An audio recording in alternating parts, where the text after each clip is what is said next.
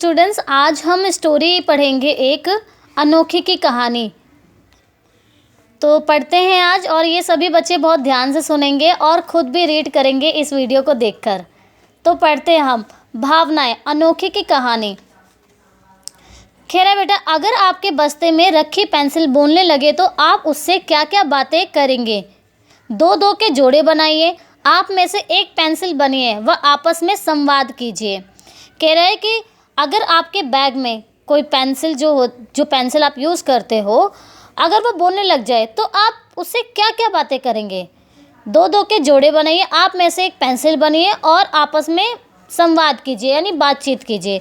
ये संवाद अपनी कॉपी में लिखिए। तो बेटा अपनी कॉपी में ज़रूर लिखना, ये चाहे वो 5 लाइन की हो, 6 लाइन की हो, कितनी भी लाइन की हो, जोड़े बनाकर आपको लिखना है। जैसे पेंसिल नंबर 1 डाल देना या कोई भी नाम रख देना पेंसिल का।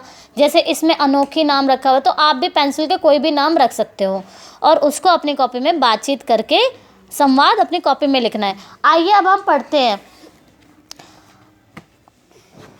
अब बोलने वाली एक पेंसिल की कहानी पढ़ते हैं। कहते हैं, नमस्ते, मेरा नाम अनोखी है, मैं एक पेंसिल हूँ।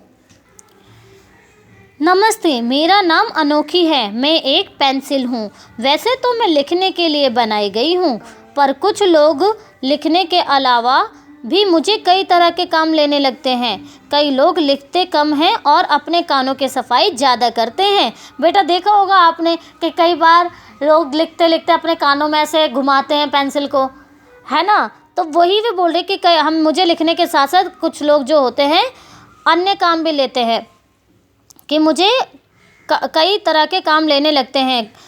लोग लिखते कम हैं और अपने कानों की सफाई ज़्यादा करते हैं। कुछ लोग तो हमें अपने बालों का क्लिप ही बना लेते हैं ना, देखा होगा आपने।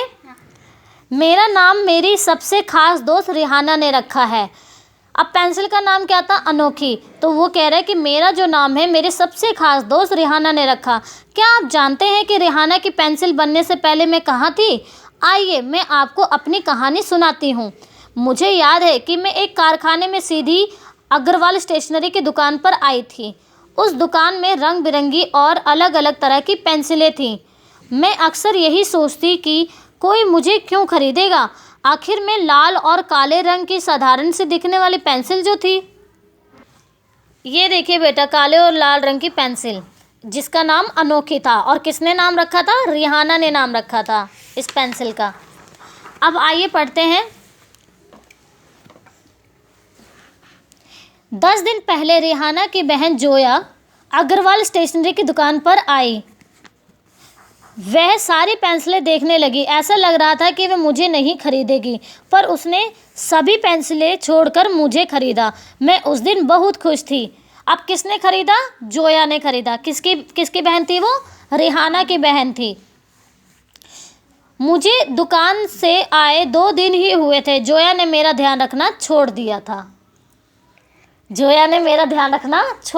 कह रहा मुझे दुकान से आए 2 दिन ही हुए थे और जोया ने मेरा ध्यान रखना छोड़ दिया था।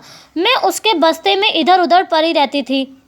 कभी वे मुझे बिस्तर पर छोड़ देती तो कभी ज़मीन पर। मेरी नोक बड़ी और नुकीली होती, तब भी वे मुझे छीलती रहती। वे लिखते समय भी मुझे बहुत दबाकर लिखती, जिससे मेरी नोक बार बार टूट जाती। जब मैं आई थी तो 16 सेंटीमीटर की लंबी सी सुंदर पेंसिल थी, पर अब शायद 10 सेंटीमीटर की ही हो गई हूँ। आपको पता ही होगा कि आपकी लंबाई बढ़ती है और मेरी घटती है। अब मुझे जोया के साथ रहना अच्छा नहीं लगता था। पेंसिल, अनोखी पेंसिल क्या कह रही है? अब मुझे जोया के साथ रहना अच्छा नहीं लगता था। और बोल रहे हैं आपको पता ही होगा आपकी लंबाई ऑब्वियसली बेटा, इन जो ह्यूमंस होते हैं, बच्चों की जो लंबाई होती है वो बढ़ती है, और पेंसिल को हम यूज़ करते हैं, यूज़ करके इसको शार्प करते हैं तो लंबाई छोटी होती है, और हमारी जो लंबाई होती है वो ग्रोथ करती है, बढ़ती है। तो इसमें इसलिए ये बोला गया है। अब जो अनोखी पेंसिल थी इसको अच्छा नहीं लगता था जोया के साथ रहना, क्योंकि वह उसका ध्यान नहीं रखती थी। कभी वो उसको बस्ते में फेंक देती थी, कभी बिस्तर पे छोड़ देती थी, तो कभी कहीं पे भी इसको छोड़ देती थी।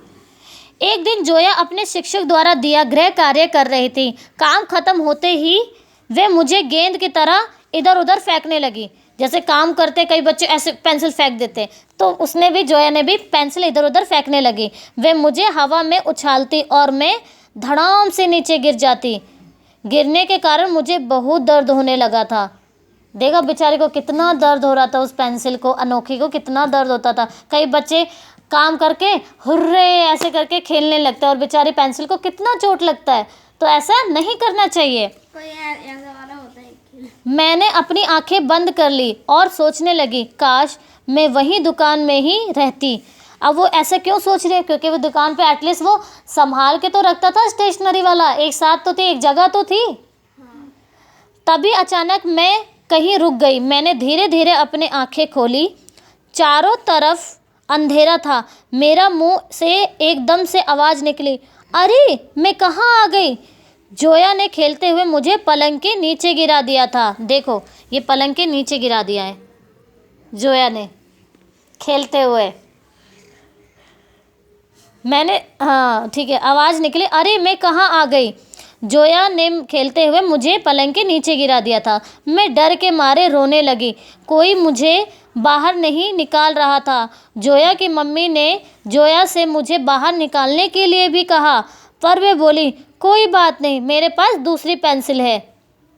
उसकी मम्मी ने उस जोया को बोला कि पेंसिल निकाल लो, लेकिन जोया ने क्या जवाब दिया? जोया ने जवाब दिया कि कोई बात नहीं, मेरे पास दूसरी पेंसिल है। तो ऐसा करने चाहिए था? नहीं करना चाहिए था जोया को, उसको निकाल कर अपनी जगह पर रखना चाहिए था।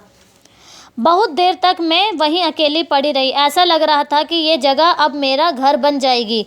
रोते रोते मैं कब सो गई पता ही नहीं चला। अब वो बेचारी पेंसिल क्या सोच रही थी, बहुत देर हो गई थी, रोते रहते हुए वहीं पर सो गई, उसको पता ही नहीं चला जब वो सो गई। और उसको ऐसा फील हो रहा था, ऐसा एहसास हो रहा था कि वे अब वो जगह उसका घर ही बन गया है। थोड़ी देर में खड़खड़ की आवाज़ हुई जिससे मेरी नींद खुल गई। कोई मुझे एक डंडे की सहायता से निकालने की कोशिश कर रहा था। अब मैं अब जल्दी ही उस अंधेरे से बाहर निकलने वाली थी, पर दुख भी था कि जोया दोबारा मुझे परेशान करेगी। क्या बोल रहा है कि वो दुखी भी थी, थोड़ा सा खुश भी थी, दुखी भी थी। खुशी इसलिए थी कि वो अब पलंग के नीचे से बाहर आ रही थी, और दुखी इसलिए थी कि अगर मैं अब बाहर निकल गई तो फिर से जोया मुझे परेशान करेगी। ठीक है। हाँ।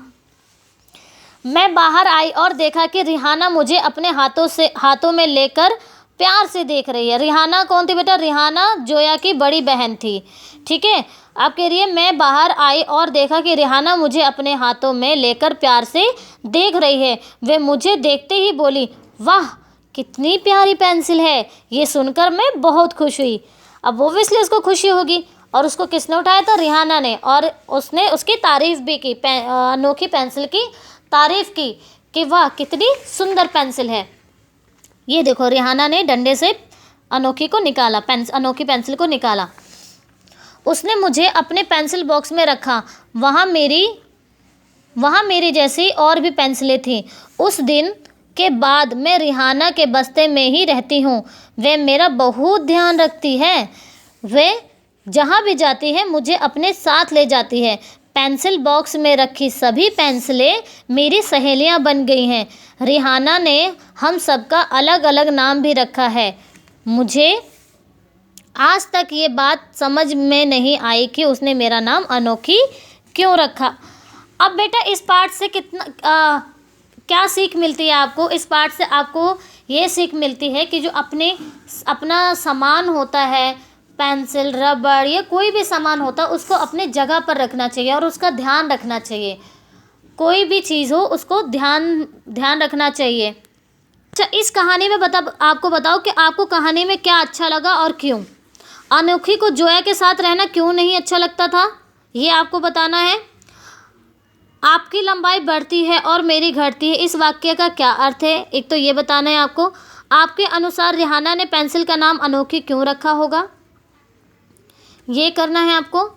और ये नीचे दिए गए कुछ वाक्य पूरे करने हैं। जैसे जोया ने अनोखी को अग्रवाल स्टेशनरी की दुकान पर खरीदा था। ख, अनोखी को डर था कि उसे कोई नहीं निकालेगा। ग, अनोखी जोया की लंबी सुंदर पेंसिल थी। घ, जोया अनोखी को बहुत परेशान करती थी। जोया ने उछालते हुए अनोखी को बिस्तर के नीचे गिरा दिया था। पलंग के नीचे गिरा दिया था, यहाँ पे पलंग आएगा। च, रिहाना ने अनोखी को डंडे की सहायता से बाहर निकाला।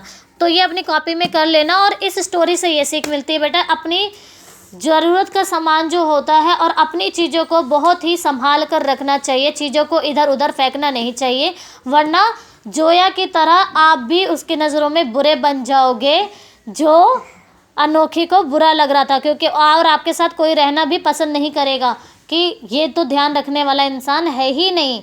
जो अपनी चीज़ों का ध्यान रखता है, संभाल कर रखता है, केयरफुल होता है, उसके साथ सभी को अच्छा लगता है और वो इंसान बहुत ही खास होता है। तभी तो अनोखी ने उसको, रिहाना को बहुत खास दोस्त बोला, क्योंकि वह उसका ध्यान रखती है और अच्छे से अपने पेंसिल बॉक्स में रखा। तो मेरे प्यारे बच्चों, आप सभी भी अपनी चीज़ों को, अपने सामान को सही से संभाल कर और ध्यान रखा करो। ओके। तो बेटा इस लेसन से आपको बहुत अच्छा सीख मिलेगी। इसको पढ़ना, इस वीडियो को देखना। और बेटा अपनी चीज़ों को अगर संभाल के रखोगे तो वक्त पर टाइम से मिल जाता है, परेशान नहीं होना पड़ता है। तो अपनी चीज़ों को संभाल कर रखिए और ध्यान रखिए, वरना जैसे जोया ने परेशान किया था, उसकी नज़रों में वो बुरी बन गई थी, आप भी बुरे बन जाओगे लोगों की नज़रों में।